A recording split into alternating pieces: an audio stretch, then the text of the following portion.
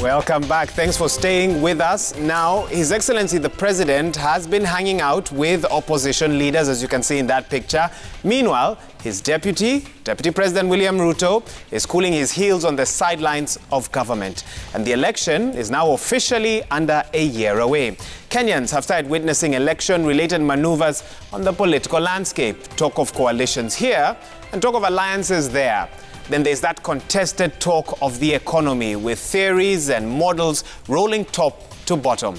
Well, here on Newsnight this evening, we engage political consultants, Dr. Barak Muluka and Herman Manyora, and that is the discussion at this moment. Remember, the SMS line is 22422, the hashtag is Newsnight, and I want to begin by directing my guest to that picture of the President's meeting in Mombasa. We have that up full screen.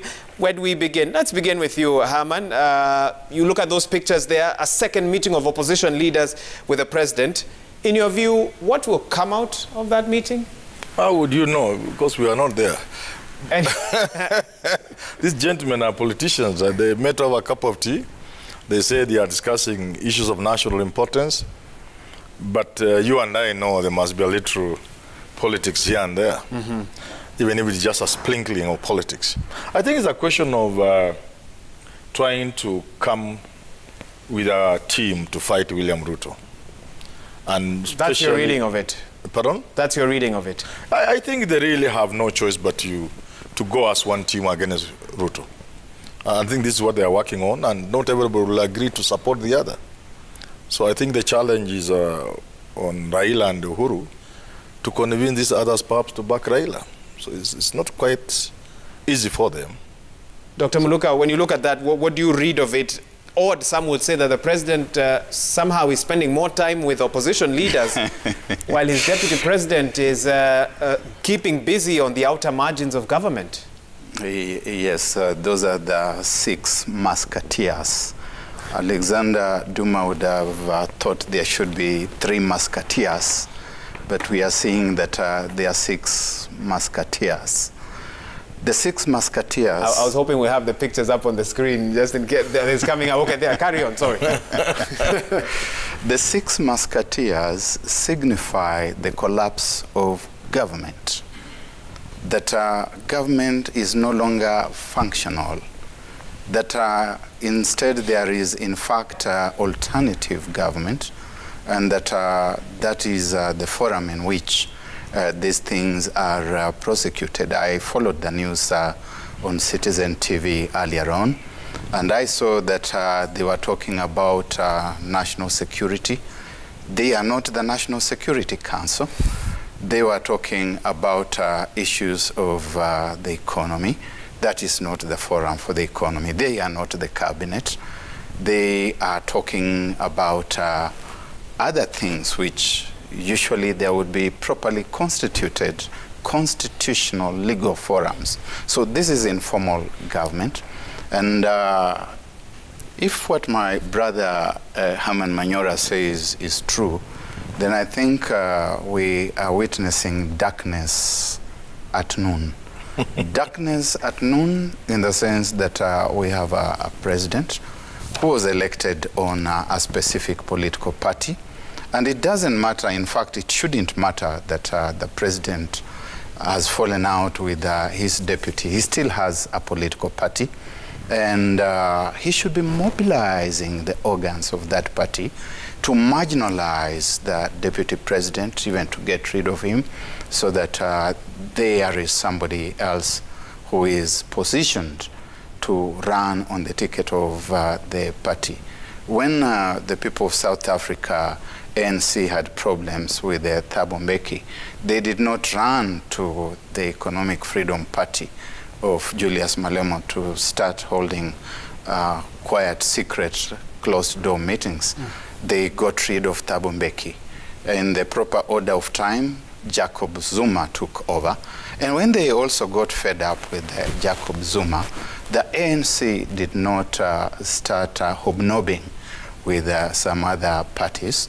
They got rid of Jacob Zuma, and very soon they might very well jail him. That is what Jubilee should also be doing if they are not happy with the Ruto, because my brother Manyora says to defeat Ruto. President Uhuru should be mobilized. Although our setup is markedly different, would you know? I mean, it's easy for you to say it, but our constitution is different. You know the powers it puts in the office of the deputy president, for example. Absolutely not. The Jubilee Party is aware that for the deputy president to continue serving in the office of deputy president, he must be a member of that party, the party that elected him. Earlier on, I followed your interview with Anne Nderitu, and she spoke of something that is called deeming in the Political Parties Act. If Dr. Ruto is deemed to have abandoned the Jubilee Party, the members of that party, led by His Excellency the President, have got the mandate. I believe they have got the capacity, but they lack the will and the courage to mobilize the instruments of the party, to remove him from the party. And the moment they remove him from the party, he ceases to serve in the office of deputy president. Of course, he will go to court, but they have got their leverage. I'd be keen to hear from Herman why he thinks that hasn't happened. Barak makes it sound so easy, almost automatic. Removing the DP? Yes. But first we need to invite my brother Barak, my younger brother Barak. I'm older than you, you're 10 years. We need to invite him to know that every country has its own unique situation. Kenya is not South Africa. They have their way of doing things. You know how powerful the ANC party is. People get surprised that the party can just recall the president. That is South Africa. We are in our own situation. What I said was mere speculation or whatever it is. But that aside, politics aside, one of the key responsibilities of the president as head of state in this country is to foster national unity. What better way of fostering national unity than meeting opposition leaders like Raila Odinga, Kalonzo Musyoka, Mudavadi, Oparanya? There can be no better way. Okay? Now, coming to your question of how easy it is. You see, it is not just that you can remove the DP or it will be. What is more important is the politics behind it. What if you have the numbers and you remove him? And the consequences you can't quite bear. You know, you can have the numbers and remove him, but how are you going to deal with the consequences if they are ugly consequences? So it's not just a question of whether you can remove the DP because you have the numbers or not, whether the law provides for it or not. I think to me the bigger issue is politics.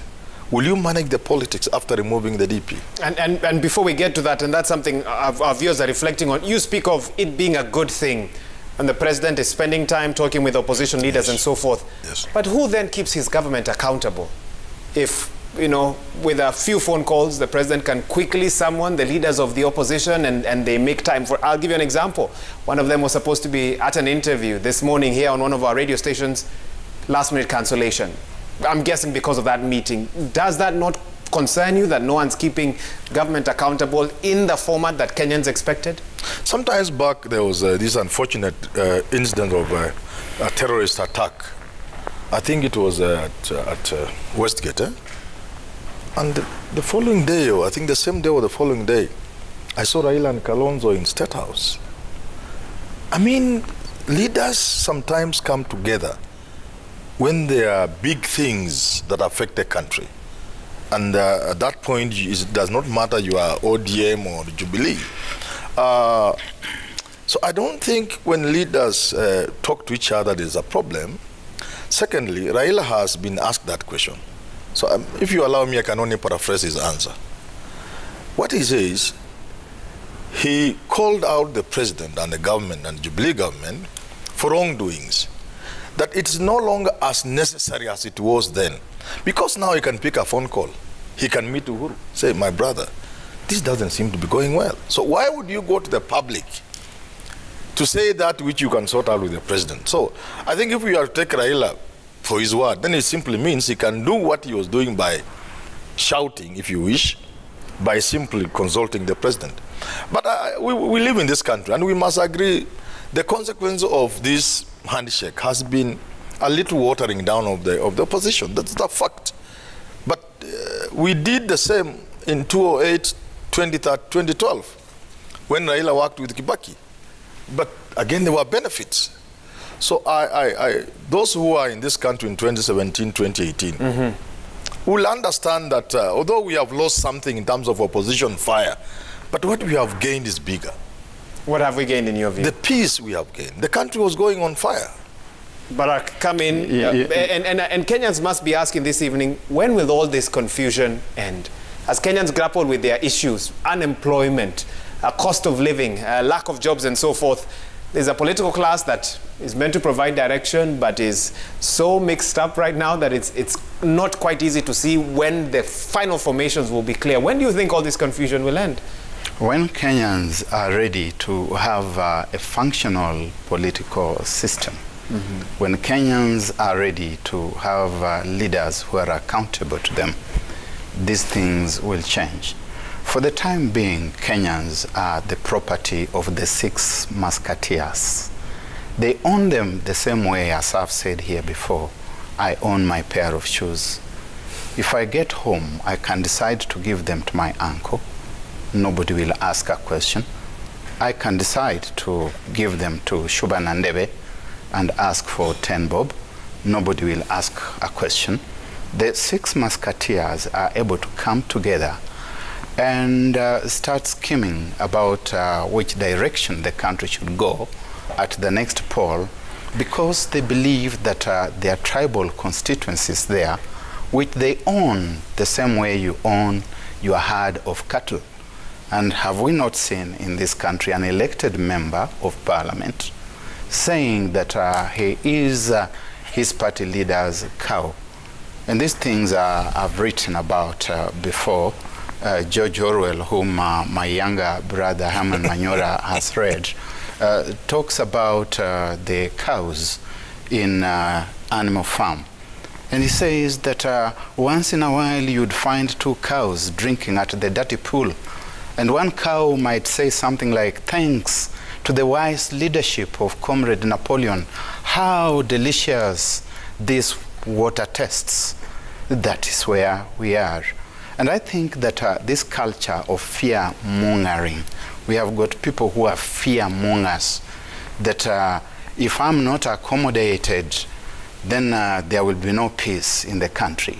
We have even heard people say, including Makadara MP Aladwa when he was mayor of Nairobi, lazima damu imwagike kidogo ndio Raila akue rais wa nchi hii.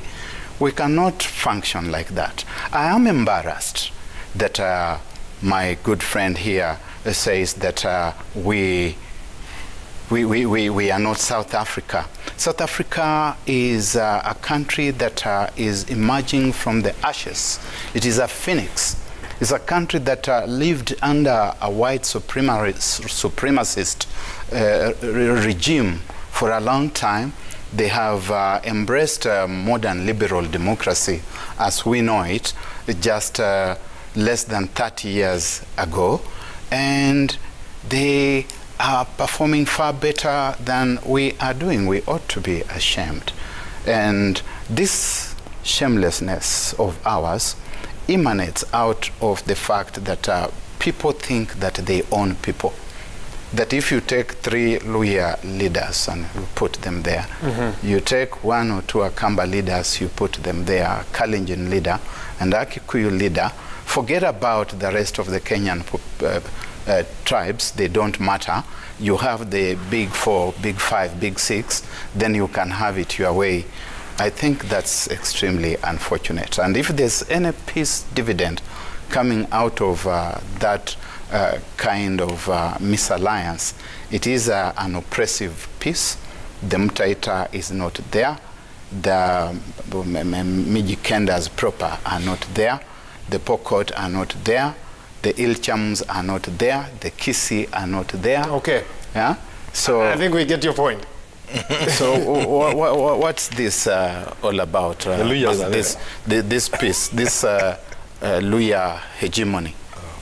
Manyora, before you speak, we have a few tweets that we want to put up and take a look at what Kenyans have to say. We quickly also want to move on this conversation. Let's put up the first one. That was in response, obviously, to the pictures that were posted by State House of that meeting in Mombasa. Let's look at the first one. Okay, Professor Makao Mutua asked, could this be the beginning of NAC 2.0? I don't know what you gentlemen think. 2002. 2002. Yeah. Although he's saying 2.0, reloaded. Yeah, yeah. Yes, it's reloaded. Yeah. Ota Riota says, if someone died in 2003, woke up today, they would think this is Kibaki's cabinet having a conference in Mombasa. Okay, it's another thought here. Let's look at another tweet. Let's have that up. Okay, here it is, loading. F. Okango, you say in politics, acceptability plays a very important role. On one hand, acceptability among the coalition partners is required for smooth functioning of the government. On the other hand, acceptability amongst the people is needed to run the country. We'll have a few more up and I'll be reading your SMSs as well. Hama, let me come to you. Next year, a time like this, Kenyans will have voted 24 hours ago.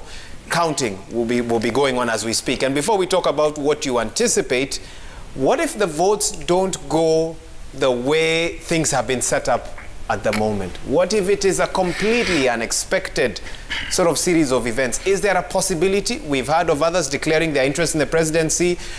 Ruben Kigame, we've heard of Jimmy Wanjigi, names that many had not anticipated would Mukisa Kitui, at least he's been in the public limelight, and many other Kenyans are stepping up to say they think they have what it takes. Is there a possibility that next year could be any different? They say in politics anything is possible. There are always surprises. There was Obama. He wasn't quite new on the scene, but really, considering American politics, he was really not the mainstream politician you would expect to ruffle feathers, leave alone win the presidency. So even here it's possible, except the way we play our politics. We play our politics using the big boys. The big boys, as Baraka would really hurt, they come from the big numbers. They come from the places with the big numbers. So somebody like, say, Jimmy Wanjigi, he comes from a community with the big numbers. But the question is, are the Kikuyus this time round going to do what they did in 2013? And that against all expectations, they were able to field Uhuru Kenyatta. If that is the case, would then Jimmy be the man they will give the power to as a community? But save for those kind of outlandish, kind of outsider chances, our politics will basically remain centered around two powers. In 2017, it was Ruto versus NASA. This time, it will be Ruto versus the handshake. I don't expect much change. Yeah, I don't expect much change. But I've said that's politics. Your reading of the situation, Dr. Muluka. Is that yours as well? I do. Is it cast in? It sounds almost cast in stone. I believe in the art of the possible, politics as the art and science of the possible, and I do hope that someday before 2022, Wanjiku could wake up. I read Professor Makao Mutua on Sunday, now that you talk about his tweet, and he was asking Wanjiku, what is wrong with you that these people just had you whichever way they think they want to had you? Look, we have got 4 out of those 6 musketeers in Mombasa who have cohered in the past. And only a few days ago, they were telling us that they were dissolving the alliance. The coalition is no more. NASA is dead. And when you ask them why NASA is dead, it's not about the principles that informed the formation of NASA. It's not about the programs that they thought they would run, and even prefect as the opposition. It's because of their own ambitions. And they're saying, we don't trust Raila anymore, and we cannot work with him. Then they dissolve the alliance. 2 days later, you are seeing them under the chaperonage of President Uhuru Kenyatta in Mombasa, seeming like they are scheming to come up with another alliance.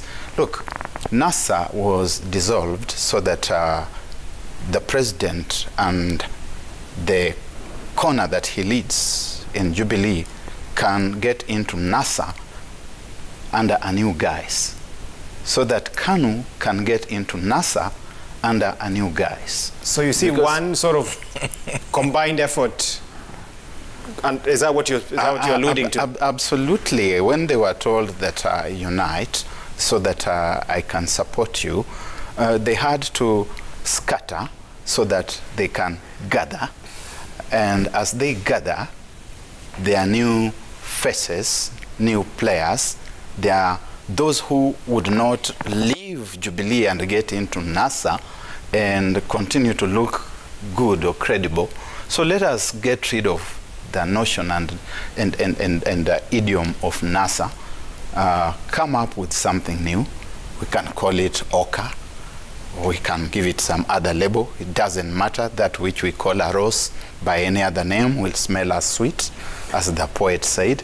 So give it a new name, bring in the president, bring in Gideon, and then see if you can move ahead. The headline of our paper tomorrow is unstoppable, nearly unstoppable. Do you believe that that's what that combination would mean?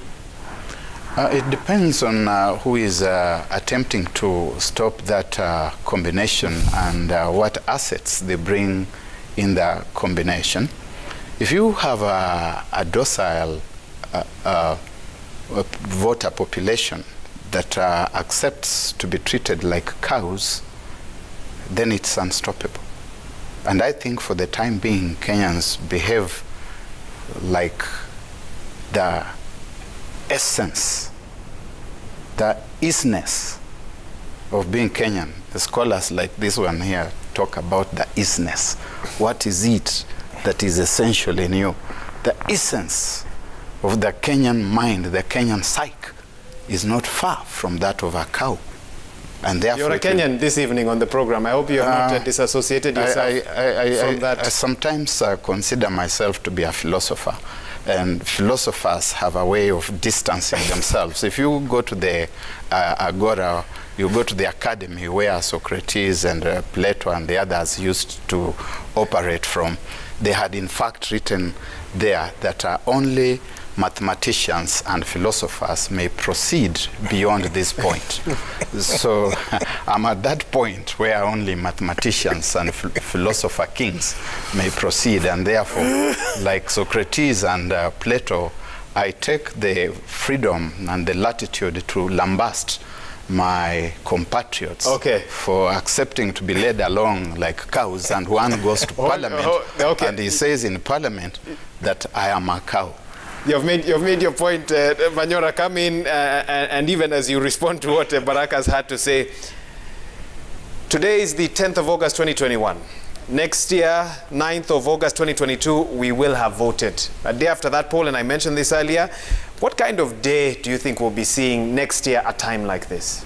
I know you don't have a crystal ball. But first, I have no. Sometimes once in a while I borrow. I borrowed last time, I've been a couple of weeks ago, and I was told to return it by a friend of mine called David Madeng.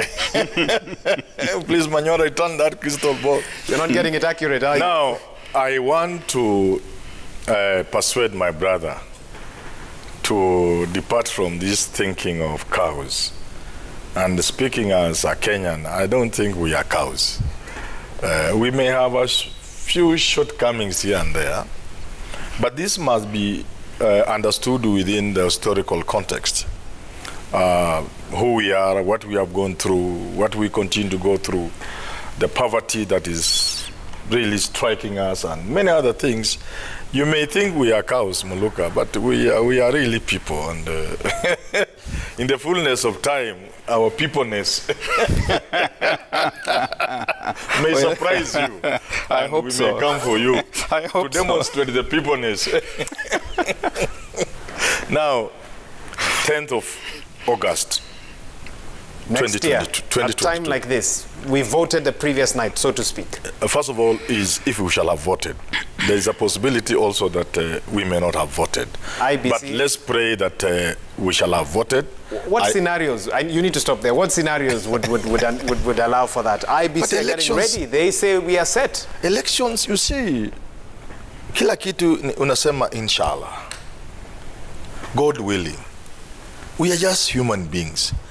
2022 is a whole year. And this world belongs to Mecca. He must allow us to get there and get there in some form where we can have those elections.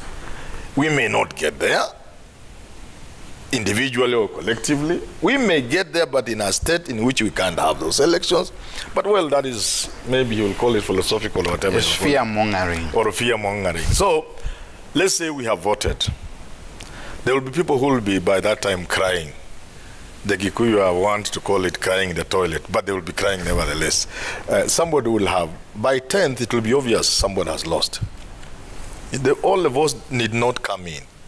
I think the IEBC have had them kind of... and how you've seen our by-elections, you're pretty sure we won't have the delays we've seen at national tallying centers. Look here, I get very annoyed when a by-election takes. When all voting starts and ends at the polling station. When by law, no polling station has more than 700 voters. When in practice, and as you see the numbers coming in on your board, sometimes you have, I don't know where you put that board. There are rarely hundreds. Maybe one candidate has 90, another one 40, another one 30. So that on average, of the 40 or so thousand polling stations, you have an average about 250, 300 voters, honestly. And we take that long to count. That will come to an end. But more importantly, during the referendum 2005, there was really time relay of numbers. I think, Barack, you remember. Really time relay at the KICC. I have heard something to the effect that the media may be allowed coverage they were denied in 2013 and 2017. I think you people were asked not to relay figures. In America, it really helps. In 2002, actually, Kibaki was declared winner basically on the basis of the press calling. Yes, the exit polls. The press, and in America, it goes. So I think we are going to get there. And that's on the basis of that I'm saying, because even the kind of server, the servers, IEBC seems to be thinking of allowing you people and other players access through the technology. And then there will be tallying centers and so on and so forth. So I think by 10th, if you are still waiting for a result, you'll be just dreaming. People know who has won. And that's what I was saying. On the second day of the voting, somebody will be celebrating, waiting only for the official announcement. You remember even Uhuru Kenyatta was declared just on the third day, I think, last election, almost the third day. And people were asking, what is the hurry? You still have 4 more days because it's a week. So it's quite possible that on the 10th of August next year, we will be having a clear winner. Barack, do you have the same optimistic view of where the country will be next year at a time like this? Yes, I think so. I'll go by the grain of history and the grain of tradition and ask myself what has been the grain of history since 1992. On the second day, a time like this one, someone is saying the election has been stolen. 1997, someone is saying the election has been stolen. 2002, for reasons that Mr. Manyora knows, concede. 2007, the election has been stolen. 2013, the election has been stolen. 2017, the same. 2022, the election has been stolen. I don't know who will be saying. That's what your crystal ball is showing. I don't know who will be saying the election has been stolen this time. But between Raila Odinga and William Ruto, one of them will be saying the election has been stolen. I don't know which one. I have so many questions about that, but so have the viewers, and I need to give them space. We have so many tweets coming in. Okay, let's see if we can put a few up. I've seen some direct questions to my guests. even as we continue to analyze the state of the nation. Very interesting views. I think we start with SMSs. Someone, no name, you say, ask Manyora, if the meeting is about national matters of peace and development, where is Ruto? Okay, Manyora, hold on to that. Yes. Let's put up another one here. SMS line 22422. Benjamin Kobare from Kisumu says, my reading of the optics is that of a president with superior game intelligence and meticulous poker skills. All right. The president is a superior player in the political landscape. Moses Nganga from Nairobi, you say, you totally agree with Barack. It's so true about our politicians. No shame. It's diabolical. They only care about themselves, and one would wish the voters could call their bluff. That's Moses Nganga from Nairobi. Okay, do we have one or two more? Nixon Dugire from Kindaruma, you say, is it that Kenya's constitutional laws are so hard to understand or interpret that almost all the legal gurus seem confused? Am I right? Let's see. Zaki from Nairobi says, none of your guests have responded to your question of accountability. My concern, can someone help me understand if aspiring civil servants who intend to resign in favor of politics will be subjected to lifestyle audits? You can imagine if one crosses over to the political landscape with ill-gotten wealth. All right, and I have an SMS here from Wanja Douglas. It's a tweet, actually. You say, kindly ask Barack to use easy language for my grandmother here who has scanty understanding of his parlance. Barack, that's from Wanja Douglas, not myself. A quick response on that. I don't know which of my idiom did not come across. I thought I was speaking the English of is and was. So I don't know. I probably need to speak in Kiswahili or in my mother tongue. You think that will help? While you think about that, Herman, where's the Deputy President? If it was about matters of uniting the country, would that not be the full intent of that? Well, it depends on what is at stake. If there was, for example, a serious emergency in the country, you will expect the Deputy President and the President to be there and then call opposition leaders to talk like Kenyans because of the calamity or whatever it is, emergency or things like that. But in a situation like this, I think the President is representing Ruto. He's the side of government, talking to his brothers, and if there were sisters, I think they're only brothers. So Ruto can be there or may not be there. It's not a big deal, really. I don't see where the big deal is. You don't see it a big deal that the Deputy President... If we were to believe they're talking about national matters, issues of national importance, development and COVID and everything else, Ruto need not be there. You get it? Need not be there. And yet those matters are matters that the government should handle. But like we said, you could talk about matters, but you pull one card from under the table and say, but how do we... In that case, you may wish to backbite him. For that reason, he should not be there. What do you think, and again, it might be speculation, and allow Dr. Muluka to come in. What do you think is proving so hard to crack? What is proving is it me or him? What is proving either? Okay, jump in. Hard to crack. What is it? Is that while these gentlemen are agreed to work together, they are finding it difficult to agree on who among them should be the presidential flag bearer. And I find it unfortunate that His Excellency the President is caught up in this trap. I don't agree with the gentleman from Kisumu. I'm sorry, I didn't quite Eric Jobari or something get his name. Forgive me. Mm-hmm. You cannot talk about some kind of superior knowledge or intelligence here. I'm seeing a president with the most profound respect who is perpetually held hostage. In his first term, he was held hostage by his deputy.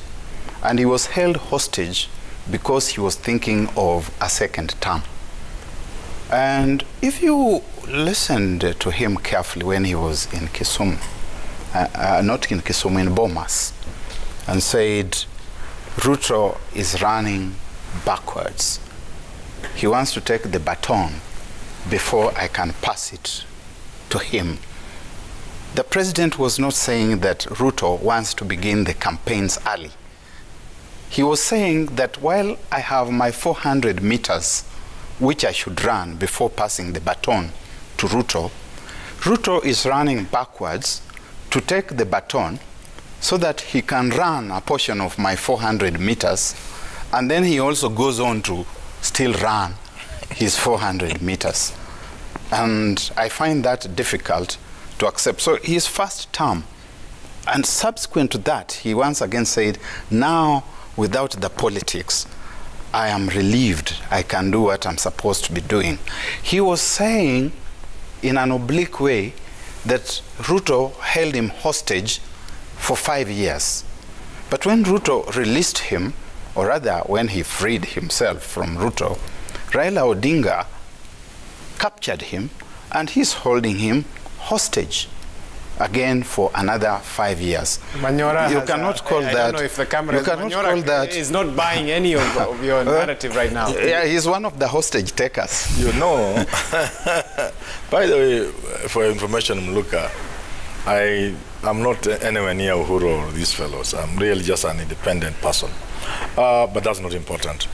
I wish I was really. I would be happy. It's with the light touch. That you've turned it down. It's with the light touch. I wish sometimes Uhuru listens to Barack so that they can pull me closer. So that I may also get matunda ya Uhuru, really. Let me tell you this. Somebody has, I can't remember, I wish I took the name of that guy. In a nutshell, what that person said in that text message, the SMS, I think, he was saying, Uhuru is a master player. Now, in fact, Waiga, if I was Ruto, I would be very worried. I'll be almost scared. I'll be very afraid about this Uhuru man, who doesn't seem moved. He thinks he's been taken hostage. I know. This is a master. The man called him a master poker player. Eh? He's just, you know, it's like nothing is happening around him. That should worry you. That you should be afraid. If the person who is supposed to crush you or do stuff to you, it doesn't seem bothered, you should think, go behind that silence. And I can offer my guess that Uhuru is on top of this game. In the fullness of time, we will be here with Baraka discussing. He's on top of this game. He's just watching. I'm telling you. So I don't think there's anything to crack. There are no issues of who will be the flag bearer. Baraka Muluka, I'm happy you are not the age of our young friend here. You are my younger brother, but old enough to have been there in 2007. I'm Manyora. I'm your senior brother. I left in 2007, in 1983. Okay. In 2007, there was a Pentagon. Joe Nyaga, Ghost Rest his soul, Balala, William Ruto, Mudavadi, and Raila. I think Ngilu joined them later, so I don't know what they call the Pentagon. They were trying to decide who can become the flag bearer. You know, there's a man we used to call Kangumu, Fred Gumu. He told you people, stop this nonsense. What are you talking about? You all know, as everybody else knows, it can only be Raila. In 2013, when there was code, people were talking about 2017 the same. It was just Raila. So I don't think the question of who will be the flag bearer would really arise when they are meeting. The flag bearer will certainly be Raila Odinga, and for many reasons. There may be a little persuasion directed towards Mudavadi and Kalonzo. And Barack worked quite closely with one of those. Yeah, but I don't think it will be very serious persuasion. In any case, according to me, and I've advised them for free, I should begin sending a fee note, whatever. I have told them, if you are not with William Ruto, you must be with Raila and Uhuru. In between here, there's no space. No third force. No, I have said the only person who can come as a third force can be somebody from the mountain if they decide, as they have always done, the last moment they want their own. That will be dangerous. It will be a dangerous card, because then it will push Ruto from number 2 or number 1 to number 3. Because if the mountain comes with the full force behind somebody, they can only occupy number 2 or number 1, as we expect a runoff. So I don't think there will be a big issue in deciding who is the flag bearer. Because they also know And I've talked to them because these are my friends. I tell them, they know. They know that Uhuru will support Raila and they will all support Raila in the fullness of time. It won't even take long. Barack, we need to take that break and come back and get some final thoughts from both of you. But before that, you had wanted to interject when he was talking. I can give you that moment to do so. Yes, I'll leave the issues of my junior brother aside and address significant issues. I want to agree with him for once that, in fact, this race, up to where we are, has defined itself as a race between Raila and William Ruto. And if you are hovering somewhere in between, you have perhaps lost the opportunity to profile yourself as a front runner. And therefore, in the proper order of time, they're going to have to be whipped or to whip themselves in line. They do have certain serious challenges, however, because there are certain local ethnic constituencies. And these local ethnic constituencies, Herman, are the ones who are making the question of conceding to Raila difficult. Because they are telling Kalonzo Musyoka that you must go to the wire. They are telling Musalia Mudavadi you must get there. Now, the challenge here arises out of the fact that there's an element of selfishness, where someone knows I want to be the governor of Machakos, and if Kalonzo is running and I'm hanging on his coattails, I'm going to become governor. And whatever happens to Kalonzo after that, I don't care. I really don't care. And the same is the case with Musalia Mudavadi. So earlier on I said that this time next year, someone will be saying the election has been stolen, and it will be either Ruto or Raila. I don't know which of the two. For now in Mombasa, tell us. For now in Mombasa, President Uhuru Kenyatta is trying to tell them, ungeni tu mkono Jacom. And they are finding it very difficult. How do you go to Emanyuria to start explaining to the people there that you are not running?